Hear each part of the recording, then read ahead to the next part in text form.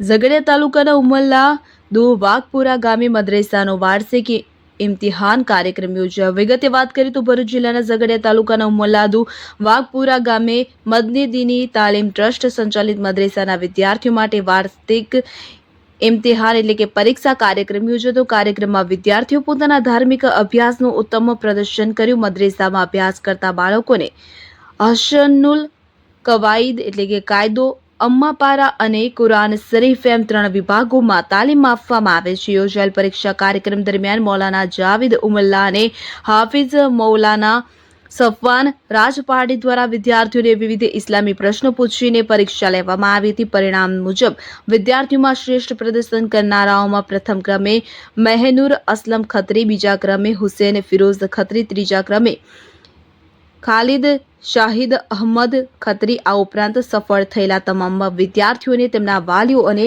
ગામના લોકોએ અભિનંદન પાઠવ્યા હતા। કાર્યક્રમ દ્વારા વિદ્યાર્થીઓમાં ધાર્મિક શિક્ષણ પ્રત્યે વધુ રસ અને પ્રેરણા વધારવાનો પ્રયાસ કરવામાં આવ્યો હતો।